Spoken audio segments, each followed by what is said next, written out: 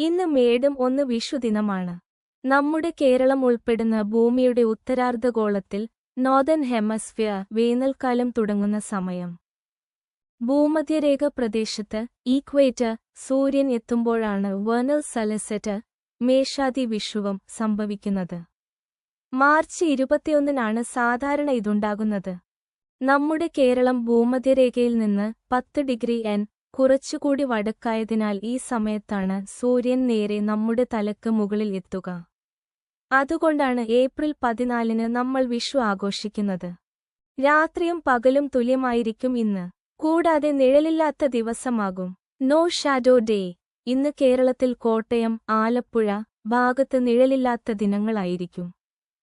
അടുത്ത ദിവസങ്ങളിൽ വടക്കൻ മേഖലകളിലേക്ക് നിഴലില്ലാത്ത ദിവസങ്ങൾ എത്തും. തമിഴ്നാട്ടുകാർക്ക് ഇന്ന് പുതുവത്സര ദിനമാണ്. ഇന്ത്യയിൽ മറ്റു സംസ്ഥാനങ്ങളിൽ വിഷുവിന് മറ്റ് ആഘോഷങ്ങൾ നടക്കുന്നു. ബംഗാളിലും കൽബൈസഖിയാണ്. ശക്തമായ ഇടിമിന്നലും മഴയും ഉണ്ടാകും അവിടെ. ഇന്ത്യയിൽ മാത്രമല്ല മറ്റു തെക്കുകിഴക്കൻ ഏഷ്യയിലെ രാജ്യങ്ങളിലും Japan, Malaysia, Indonesia, Philippines, China ഉൾപ്പെടെ ഈ ദിവസം വ്യത്യസ്ത ആചാരങ്ങളുണ്ട്. വിഷു പ്രകൃതിയിലെ ഋതുമാറ്റവുമായി ബന്ധപ്പെട്ട ഒരു സമയമാണ്. പല സമൂഹവും വ്യത്യസ്ത ആചാരങ്ങളും ആഘോഷവുമായി അതിനെ കൊണ്ടാടുന്നു. പ്രധാനമായും കാർഷികപരമായ ഒരു ആചാരം, വിളവെടുപ്പിന്റെയും കൊയ്ത്തിന്റെയും ഉത്സവം. കഴിഞ്ഞമാസം സൂര്യൻ നമ്മുടെ വീട്ടിൽ നിന്ന് നോക്കിയാൽ കാണുന്ന ദിശയിലല്ല ഇനി സൂര്യൻ അസ്തമിക്കുക.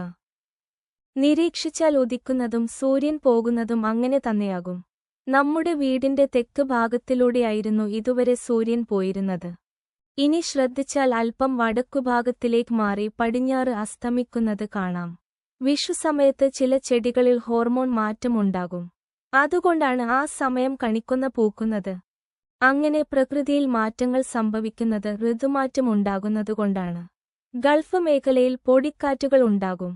തണുപ്പുകാലത്തുനിന്ന് ചൂടുകാലത്തേക്ക് മാറുന്നതിന്റെ സൂചനയാണിത്. തെക്ക് വന്ന് വടക്കോട്ട് പോകുന്ന സൂര്യൻ ഉത്തരായനത്തിൽ എത്തിയ ശേഷം ഇതുപോലെ തെക്കോട്ട് തിരികെ വരുന്ന സെപ്റ്റംബർ 22-നാണ് തുലാതി വിഷുവും ഉണ്ടാകുന്നത്. അന്നും പകലും രാത്രിയും തുല്യമായിരിക്കും.